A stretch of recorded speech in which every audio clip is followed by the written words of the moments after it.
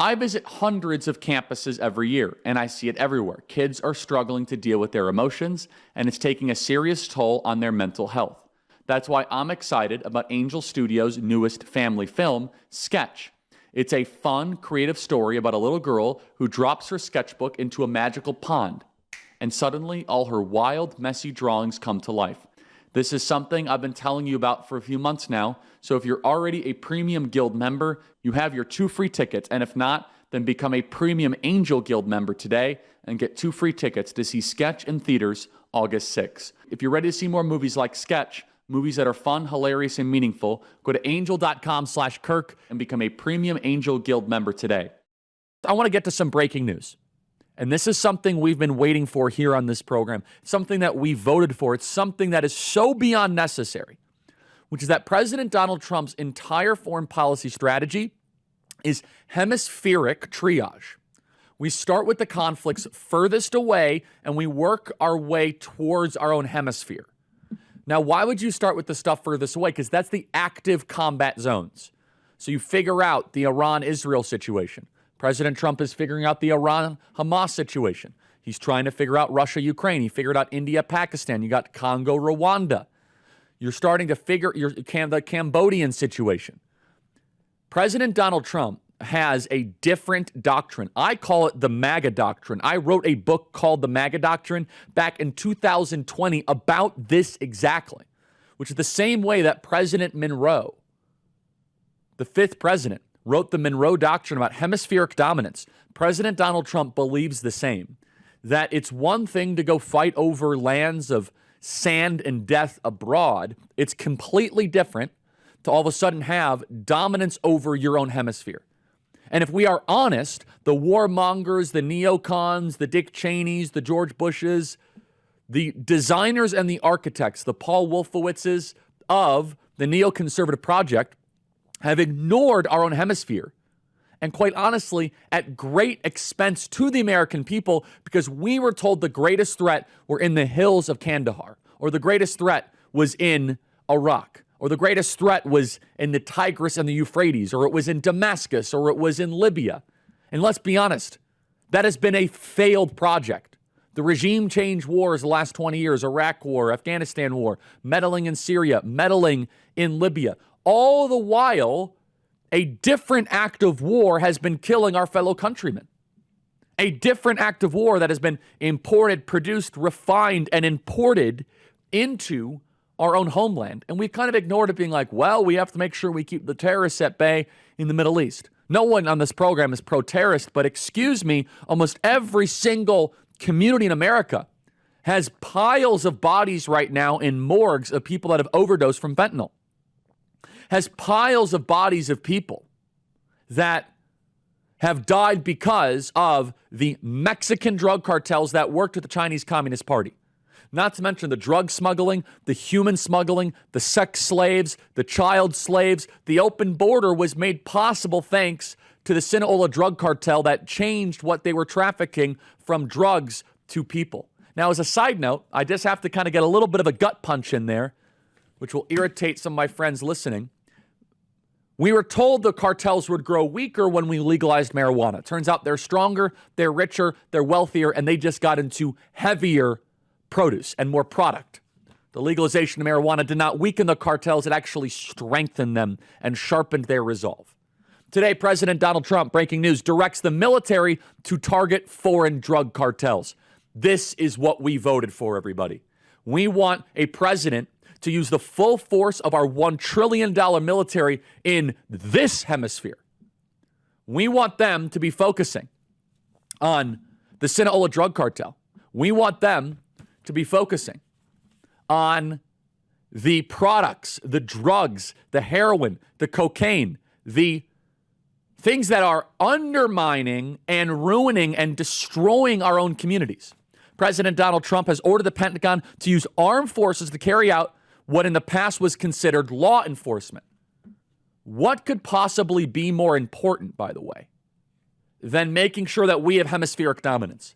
We've used our military For many other different things. We use our military to do airstrikes in Syria, to do airstrikes in Libya. We used our military all across the world. Why don't we use our military to protect our own homeland when it's here? Right now, as I'm doing this program here in Phoenix, Arizona, a couple hundred miles from here is the U.S. southern border. That matters a lot more than the border of Ukraine, the border of Syria, the border of Iraq, the border of Afghanistan, or the borders of Iran. Our military does not exist to fight foreign governments. In this world, there are dangers to Americans that are not just from foreign armies. There are a lot of places in the world where governments are weak. There are places where the land is ruled by bandits, criminals, and warlords. And Mexico is one of those places. The Mexican government is very weak. Huge swaths of Mexico are ruled by the cartels. They get rich off the drugs, weapons, and people. They have weapons of a small army. They often win battles against Mexican military forces.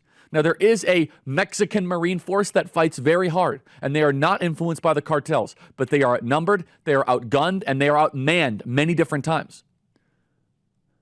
The cartels have countless police and politicians in their pocket, and right now, they menace our border routinely. Now, the border is completely secure, so the cartel has to figure out other ways to get product into the United States. But of course, fentanyl overdoses. Tens of thousands of people die via fentanyl. And let me be clear, fentanyl importation into the United States is an act of war. So what do we have an army? Why do we have a $1 trillion fighting force if we're not willing to use it to defend our own homeland when we used it to invade Iraq, invade Afghanistan, meddle in Syria, meddle in Libya, meddle in every other corner of the world, but we're not willing to use it against the Mexican drug cartels? That is changing, thanks to President Donald Trump. America has a history of operations like this. 220 years ago, we were menaced by the Barbary pirates. They were basically the drug cartels of their day. The line in the Marine hymn to the shores of Tripoli is about a military campaign we launched against them to stop raids on American shipping. More recently, 110 years ago, we sent the U.S. Army into Mexico to hunt for Pancho Villa. He was a Mexican warlord who raided America and killed American citizens during the Mexican Revolution. And for that matter, 8 years ago, President Donald Trump used U.S. forces to crush ISIS in Syria and Iraq. We should not be afraid to use the finest military on the planet, to use the F-22s, the F-35s, to use the bombers, the drones, the UAVs, the Marines, air power, Navy SEALs, special operations, special low-intensity conflict operations. It should be all on the table to go and protect the homeland. If there is a fentanyl processing facility in Mexico, a drone strike should be on the table. We should go to the Mexican government and say, here are 50 sites. If you do nothing about it in the next 24 hours, we're going to come in with superior air power. We're going to start taking out these drug labs, one after the other. We're going to go take out cartel leaders. We're going to go take out the military force that is menacing our nation. Our military can, this is key, fight these bandit armies. Far more Americans are killed by cartels than ever were killed by Russia or China or North Korea. This is a war that we actually support. Because you know why? This is a war the people of Pittsburgh can feel a connective tissue to. This is a war the people of Marshallton, Iowa can feel a connection to. Because they have invaded the nation through foreign enemy alien invaders. They have sent drugs into our communities. There's so much news happening, everybody, but this is such a promising development.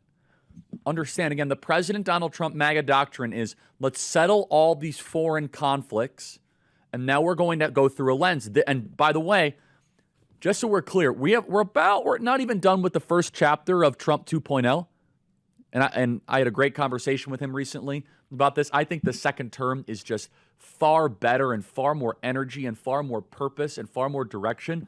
But there's two big other fights that are happening that are going to happen right around the corner. Panama and Greenland. Those are not done, and they shouldn't be. We need to have some way to broker a deal to get Greenland, and we need to take complete control over Panama, because that is the MAGA doctrine. You see, the MAGA doctrine is understanding the Western Hemisphere is ours. It's not the Chinese Communist parties. It's not the Sinaloa drug cartels. It's not some sort of thug, tin pot dictator. And the cool thing about our hemisphere is we are so above, there is no second place. If you were to look at the Western Hemisphere, who would the second most powerful country be? Brazil? Maybe Canada? And I'm not making fun of these countries. It's just we have such a lock, and we are so blessed by God Almighty that we can have a complete domination. We can have complete control of this hemisphere, as we should. We can ice out the Chinese Communist Party, and we need to go country by country and say, you have to disassociate your ports of entry, your airports that you've allowed the Chinese Communist Party to build. Like Lula in Brazil, this guy is taking in billions of dollars of Chinese cash. And understand, the Chinese Communist Party, they're very similar to Islamists. You understand, we have the Marxists, we have the CCP, and we have the Islamists. And one thing that the Islamists and the CCP have in common is they're trying to take over the West by non-military means. This is key. You see, we are seeing a civilization where we are inviting our own demise. We're saying, oh yeah, come on and immigrate because we're a nation of immigrants. Secondly, we have the Chinese Communist Party that's coming and like, oh yeah, go up and buy all of our critical infrastructure and buy our companies. And this kind of working in harmony, 1-2 combo of the Chinese Communist Party, Islamist threat, they're working together to take over the Western Hemisphere. And this statement here by President Trump, let me just kind of read here in the New York Times. The U.S. military has conducted anti-drug training, including with Colombian and Mexican troops. Let me be very clear. This is not a war against the Mexican government. No, we want the best people in the Mexican government to be purged and to be liberated from the captivity that they are suffering under from the Mexican drug cartels. This is not a war against the Mexican people at all. No, this is a war against the menace that is not some sort of small thing. This kills tens of thousands of Americans. Drug overdoses are near 100,000 a year, and President Donald Trump is getting those numbers down.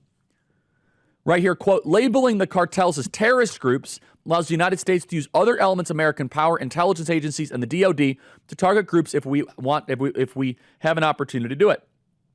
We have to start treating them as armed terrorist organizations, Marco Rubio says, and Marco's great, phenomenal, not simply drug-dealing organizations.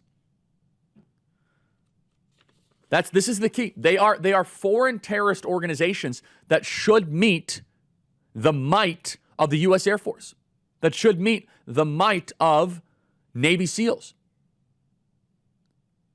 And you think about it, why has it taken so long for us to do this?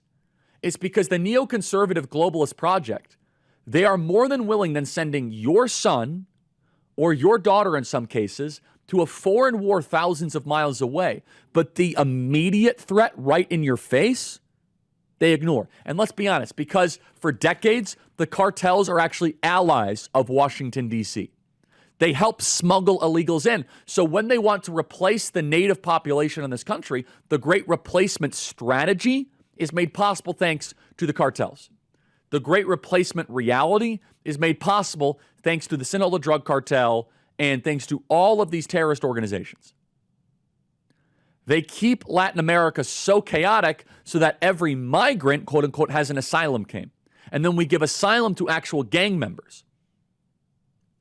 Understand that the drug cartels are one of the primary actors, one of the primary components in this machinery that has been the Great Replacement reality. And President Donald Trump is finally willing to slam it down. If you're going to go be running a fentanyl lab and a single one of those pills goes and kills an American kid in Scottsdale, we will drone strike that fentanyl lab. If you dare try to kill Americans in Columbus, Ohio, we will send in the Navy SEALs. We can be supportive of Mexico too. This would not be a war against the Mexican government. We could say to Mexico, hey, if you collaborate with us on the border and on deportations, we'll give you as much support as you need to destroy the cartels. We can work with the good actors in the Mexican government alongside of them to go after them and liberate them from the Sinaloa drug cartel, who is vicious and brutal and nasty and cruel. They hang people in the streets. They slit their throats and let them bleed out in public. And they have killed hundreds of thousands of Americans. We are currently spending hundreds of billions of dollars on a war against Russia that President Trump is trying to end. I'm sorry for all the war hawks and the octogenarians in D.C. that are so worried about Russia. Here's a little bit of a fact for you. The Mexican drug cartels with CCP support via drugs have killed an exponentially more amount of people than the Soviet Union or the Russian Federation ever has. Maybe it's time for us to fight the true enemy, which has been killing our fellow countrymen.